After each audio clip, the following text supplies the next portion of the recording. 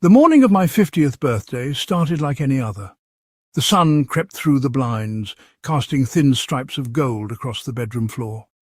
My wife, Lisa, was already awake, scrolling through her phone with that secretive little smirk she'd been wearing for weeks. "Happy birthday, old man," she said, nudging me with her foot. I groaned, stretching. "You say that like I'm ancient." "Half a century," she teased, leaning over to kiss my cheek. "You're officially vintage." I chuckled, but something in her eyes flickered, something unreadable. She had been dropping hints for weeks. "We have something very special for you," she'd say, or the kids would exchange glances when I walked into the room. "So," I said, sitting up, "when do I get this big surprise?" Lisa rolled her eyes, swatting my arm playfully. "Patience, Mark. You'll see tonight." I sighed, but let it go. Whatever it was, they were clearly excited. Work dragged. My co-workers clapped me on the back, made jokes about midlife crises, and someone even brought in a cake.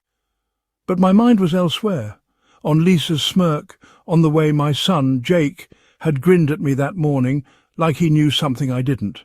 When I finally pulled into the driveway that evening, the house was dark. No cars, no lights. Weird. I unlocked the door, stepping inside. "Lisa? Kids?" Silence.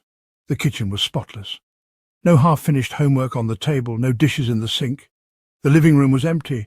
No surprise, no balloons, no family waiting with a cake. Maybe they're hiding. I checked every room. Nothing. Then I saw it, a single envelope on the counter. My name scrawled in Lisa's handwriting. I tore it open. "Happy birthday? Bet you didn't see this coming." That was it. No explanation. No, "we'll be back soon." I pulled out my phone. No missed calls, no texts. What the hell? Then a notification popped up. Jake had tagged me in a post. I tapped it, and there they were. Lisa, Jake, my daughters Emily and Sarah, even my in-laws, all grinning under a bright blue sky, palm trees in the background, a resort, a beach. Jake's caption, "Somebody's so clueless he didn't even notice we were gone." Lisa had commented underneath, "Freedom at last." My stomach dropped. This wasn't a joke. They'd left on my birthday, and they were laughing about it. I didn't comment, I didn't call, I just watched. The digital clock on my nightstand glowed 1:47 a.m. I hadn't slept. 3 days of silence. 3 days of unanswered calls. 3 days of staring at that damn photo, their smiling faces, the turquoise water behind them, the way Sarah's arm was slung around Jake's shoulders like they were celebrating. Freedom at last. I rolled onto my side, the sheets cold and stiff beneath me. The house creaked, the way old houses do when they're empty. Or maybe it was just that I'd never noticed the sound before. Not when Lisa's soft breathing filled the room, not when the kids' laughter echoed down the hall. My phone buzzed on the nightstand. Again. I didn't check it. At 2:13 a.m, the front door crashed against the wall. I bolted upright, heart hammering. Footsteps, frantic, stumbling, pounded through the house. A voice high and terrified. "Dad! Emily!" I was out of bed before my brain caught up, my bare feet slapping against the hardwood as I rushed into the hallway. The sight stopped me cold. Lisa stood at the top of the stairs, her hair wild, her face streaked with mascara. Behind her, Jake and Emily clutched each other, their eyes wide and red-rimmed. Sarah clung to Lisa's leg, her tiny frame shaking. For a heartbeat no one moved. Then Lisa made a sound, half sob, half gasp, and stumbled forward. "Oh my God, you're here!" I didn't move. Couldn't. Jake shoved past her, his voice cracking. "What the hell, Dad? Why didn't you answer us?" Emily burst into tears. We thought... Sarah let out a wail and launched herself at me. I caught her on instinct, her small arms locking around my neck like a vice. Lisa's hands trembled as she pressed them to her mouth. "Mark, we didn't know. We didn't know you were here." I stared at them, my pulse roaring in my ears. They thought I was gone. The kitchen light was too bright.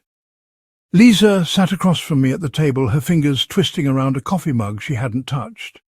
The kids hovered in the doorway, silent for once. I finally spoke, my voice rough. "You left."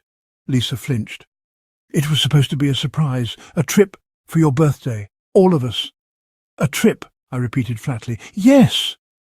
She dragged in a shaky breath. We packed your bag and everything. The plan was to leave together, but you had that work call, so we went ahead to check in. We thought you'd see the email and meet us there." What email? Lisa's face paled. You didn't get it?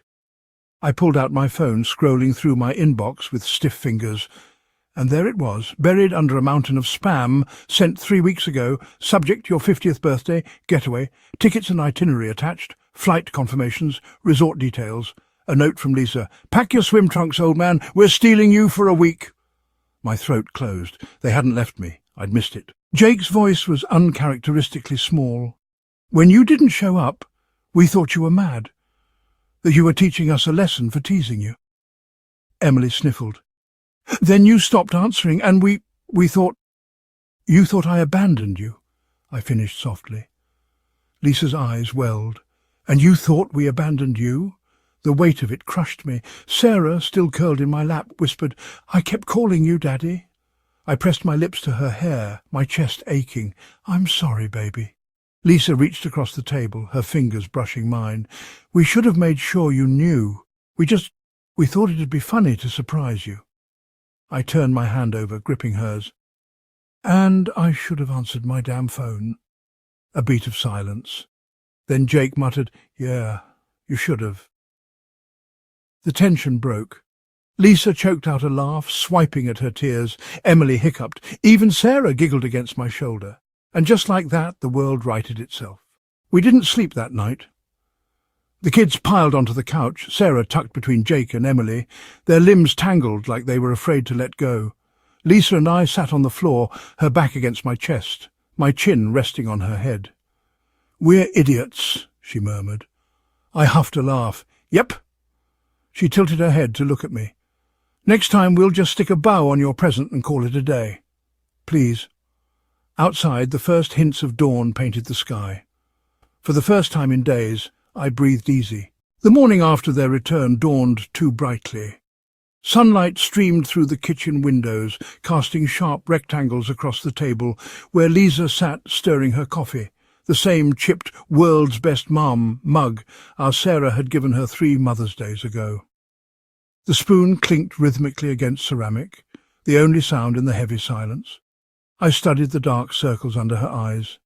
Neither of us had slept. The kids still down? My voice came out gravelly, unfamiliar. Lisa nodded without looking up. Emily checked on them an hour ago. Jake's phone was still playing that damn video game soundtrack. A weak smile flickered across her face before dying. Sarah, she asked if we were getting divorced. The words landed like a punch.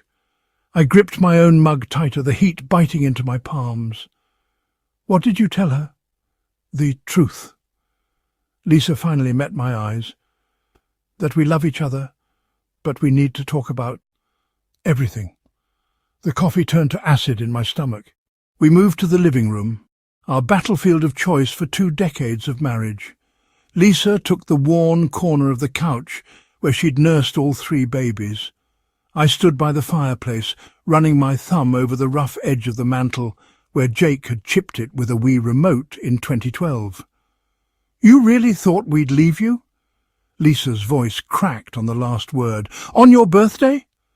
I stared at the family photo above her head, all of us grinning at Disneyland, Sarah hoisted on my shoulders. Not at first, but when I saw that caption, Jake's words, your comment, my throat closed. It felt like confirmation. Of what? That you'd all be happier without me. The admission tore out of me. I've been absent. Distant, I know that, and when I saw you on that beach laughing, we were miserable. Lisa surged to her feet, tears spilling over. Every hour you didn't show, the kids kept asking, did Dad change his mind? Does he not want to be with us? And I had to keep making excuses while dying inside. The raw pain in her voice staggered me. You thought this was revenge? She laughed wetly. Mark, we planned this trip for 6 months. Emily researched kid-friendly spas. Jake picked the snorkeling tour because he remembered you loving it in Hawaii. Hawaii? That was 12 years ago. And he still remembers. Lisa flung her arms wide. Because you took him out on that catamaran at dawn, just the 2 of you. You pointed out sea turtles and let him steer. That's all they've ever wanted, more of those moments. A dam broke inside me. Memories flooded in. Jake at 8, waiting by the door with his baseball glove until dark when I missed his game. Emily's crushed face when I bailed on her middle school play for a can't-miss, meeting Sarah whispering, "It's okay," last Father's Day, when my flight got cancelled. Christ. I sank into the armchair, elbows on knees. I didn't realise. Lisa knelt before me, her hands hovering over mine like she wasn't sure she was allowed to touch me anymore. When did we stop talking, Mark? Really talking? The question hung between us, swollen with 20 years of, "We'll discuss it later." "I'm too tired tonight." "It's fine," when nothing was fine. A floorboard creaked upstairs. We both froze, listening to Sarah's muffled voice asking Emily something about breakfast. Lisa wiped her cheeks with her sleeves. "We can't do this here, not with them listening through the vents." I nodded toward the garage, our old sanctuary. We slipped out like teenagers, sneaking out past curfew. The garage smelled of motor oil and the pine air freshener I kept forgetting to replace. Lisa leaned against my workbench, her fingers tracing the dents where I'd taught Jake to hammer nails. "Tell me," she said quietly, "when did you start believing we didn't want you?" I picked up a rusted wrench, turning it over in my hands. "Remember last Thanksgiving, when my mum made that comment about me prioritizing work over family?" Lisa groaned. "Ugh, that passive-aggressive. She wasn't wrong." I met her eyes. "But what killed me was when you didn't disagree. You just changed the subject." Lisa went very still. "You heard that?" "I hear everything, Liz, the sighs when I check emails at dinner, the way Jake says, 'Sure, Dad,' like he's already given up on me showing up." My voice broke. "And that damn caption, it just confirmed what I already knew." Lisa covered her mouth. "Oh, God. Mark, no, that was never—" She took a shuddering breath. "I didn't defend you to your mum because I was furious at her for ambushing you, but you're right, we've been resentful. And instead of telling you, we made stupid jokes that hurt you." A car passed outside, its headlights sweeping across the dusty garage windows. "We need help," Lisa whispered. I reached for her hand. "Yeah, we do." Her fingers laced through mine, tentative at first, then desperate. We clung to each other in that dim garage, two people who'd built a life together but forgotten how to navigate it. The side door creaked open. Sarah stood there in her unicorn pajamas, eyes wide. "Are you getting divorced?" she asked again, her voice small. Lisa squeezed my hand tight. "No, baby, we're getting better." And for the first time in years, I believed it. The therapist's office smelled like lavender and old books. I shifted in the stiff leather chair, my knee bouncing nervously. Across from me, Lisa sat perfectly still, her fingers tracing the edge of a tissue she hadn't used. The kids were in the adjacent room. Dr. Alvarez had suggested we start with just the two of us, before bringing them in. Tick, tick, tick. The clock on the wall was too loud. Lisa finally broke the silence. "Do you think this will help?" I glanced at her. Dark circles shadowed her eyes. Had she been sleeping? "I don't know," I admitted, "but we have to try." She nodded, swallowing hard. "I keep thinking about that photo, the caption. I didn't realize that I'd take it that way." "That you could take it that way," she whispered. Before I could respond, the door opened. Dr. Alvarez was a compact woman with sharp eyes and a calm presence. She gestured for us to sit. "So, tell me why you're here." Lisa and I exchanged glances. "We had a misunderstanding," Lisa started. "A breakdown," I corrected. Dr. Alvarez leaned forward. "Which was it?" Lisa took a shaky breath. "It was supposed to be a surprise trip for Mark's birthday. We left clues, hints, but he never checked the email with the tickets. We thought he was ignoring it on purpose, playing along with the joke." "And you?" Dr. Alvarez turned to me. "I came home to an empty house, then I saw the photo online, them at a beach, laughing. The captions made it sound like they'd left me behind on purpose." My throat tightened. I believed it. Dr. Alvarez steepled her fingers. "Mark, why did you believe that so easily?" The question hit like a punch. "Because—" I struggled for the words. "Because lately it's felt like we're just coexisting, not connecting." Lisa's breath caught. Dr. Alvarez didn't let us off easy. "Give me an example." Lisa spoke first. "Last month, I told Mark about the promotion at work. He said, 'That's great, hun,' and went back to his phone." I winced. "I was happy for you." "But you weren't present," Lisa countered. It's been like that for months, like we're roommates, not partners. And you, Mark? Dr. Alvarez prompted. I rubbed my temples. Our anniversary. You forgot. Lisa paled. I didn't forget. I was waiting for you to say something first. What? You've been so distant I wanted to see if you even remembered. Her voice cracked. God, that sounds pathetic now. The air between us was thick with regret. Dr. Alvarez intervened. This isn't about blame, it's about patterns. You've both been waiting for the other to prove they care instead of showing it. When Jake, Emily, and Sarah filed in, the dynamic shifted. Jake slouched in his chair, arms crossed. Emily chewed her lip. Sarah clutched a stuffed rabbit she hadn't carried in years. Dr. Alvarez turned to them. What have you noticed about your parents lately? Silence. Then Jake muttered, They're like zombies. Mom's always stressed, Dad's checked out. Jake! Lisa gasped. It's true, Emily whispered. You don't laugh together anymore. Sarah, small and solemn, added, You used to dance in the kitchen. Lisa's face crumpled. When did I stop dancing? The question hung in the air. I reached for her hand. I missed that, too. Dr. Alvarez asked, When was the last time you felt truly connected? Lisa and I frowned, thinking. Then at the same time, the kitchen. 2 weeks ago, Lisa said softly. That old song came on. I was making coffee. You smiled at me. I remembered. You did that little spin, like when we were dating. For the first time in months, we saw each other. Dr. Alvarez smiled. That's your starting point? As the session ended, Dr. Alvarez gave us assignments. Daily check-ins, no logistics, just, how are you really? Family night, no phones, no distractions, one memory a day. Share something happy from our past. In the parking lot, Lisa hesitated. Do you think we can fix this? I pulled her close. We're not broken, we just forgot how to be us. She buried her face in my shoulder. I'm sorry I didn't see it sooner. Me too. The kids watched us from the car, Jake's scowl softening, Emily wiping her eyes, Sarah hugging her rabbit tighter. One step at a time. The living room smelled like microwave popcorn and nervous energy. Sarah, perched on the edge of the couch, kept glancing at the clock. Jake slouched in the armchair, thumbs flying over his phone screen.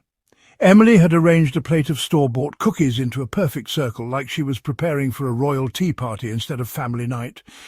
Lisa clapped her hands. Okay, phone's in the basket, Jake groaned. Seriously? House rule, I said, nudging the woven basket toward him. He rolled his eyes, but tossed his phone in. Emily followed, then Sarah, who hesitated before whispering, What if someone calls me? Lisa softened. Sweetheart, if it's an emergency, we'll hear the landline. Sarah's eyes widened. The what? That got a laugh, even from Jake. Lisa shot me a look. We're officially old. Speak for yourself, I said, dropping my phone in last. I still know what a VHS is. Jake fake gagged. Oh my God, stop. The tension eased, just a little. We played Uno, or tried to. The first few rounds were stiff, punctuated only by the slap of cards and Jake's dramatic sighs. Lisa cleared her throat. So, Jake, how's soccer going? Fine, he muttered, stacking a draw 4 on Emily's turn. She yelped. You're the worst! It's strategy, he said, smirking. Sarah, peeking at my cards, whispered, Daddy, you should play the yellow one. I chuckled. Traitor. She giggled and something warm flickered in my chest. Then silence again. Lisa's foot tapped against mine under the table, a silent do something. I took a breath. Remember that time Mum tried to make pancakes and set off the smoke alarm? Emily gasped. The flaming pancakes? Lisa groaned. I still maintain the recipe lied, Jake snorted. You burned water once. That was one time. The kids erupted into laughter, and just like that the ice cracked. Later, while cleaning up, Lisa hummed under her breath. I froze. I knew that song. Is that... She turned, cheeks pink. What? You're humming our song? The kids stopped mid-motion. Jake fake gagged again. Oh, God, no, no romantic stuff. But Lisa's eyes held mine, soft and a little shy. It popped into my head. The song was Can't Help Falling in Love, the Elvis version, because we were that cliché. We danced to it at our wedding, in the kitchen of our first apartment, in the delivery room when Emily was born. Somewhere along the way, we'd stopped dancing. I held out my hand. Prove it. Lisa blinked. What? Prove you remember the steps? She hesitated, then took my hand. The kids groaned, but Emily grabbed Sarah's hands and spun her around. Jake, despite his protests, bobbed his head. Lisa's palm was warm against mine. We swayed, offbeat, stepping on each other's toes. "We're rusty," she whispered. I pulled her closer. "Still works?" After the kids went to bed, Lisa and I sat on the back porch sharing a blanket. "I missed this," she said softly. "Dancing, talking, laughing, seeing you." The weight of her words settled between us. I stared at the stars. "When did we stop?" She sighed. "I don't know. Life, I guess. Work, kids, we just stopped looking up." I thought of all the times I'd nodded absent-mindedly when she spoke, the way we'd become experts at coexisting instead of living. "I thought you didn't need me anymore," I admitted. Lisa turned sharply. "What? You're so capable. The kids adore you. I just assumed you'd realized you didn't need deadweight." Her eyes welled up. "Mark, I always need you. Not to fix things. Just to be there." The raw honesty in her voice cracked something open in me. I swallowed hard. "I'm sorry I checked out." She leaned into me. "I'm sorry I didn't tell you sooner." Inside, the kitchen light was still on. Jake stood at the counter, shoveling cereal into his mouth. "Can't sleep?" I asked. He shrugged. "Just thinking." Lisa squeezed my hand and headed upstairs, leaving us alone. I sat across from him. "About?" He fiddled with his spoon. "I didn't mean it, the clueless thing. I was just trying to be funny." "I know, Bud. It's just—" He hesitated.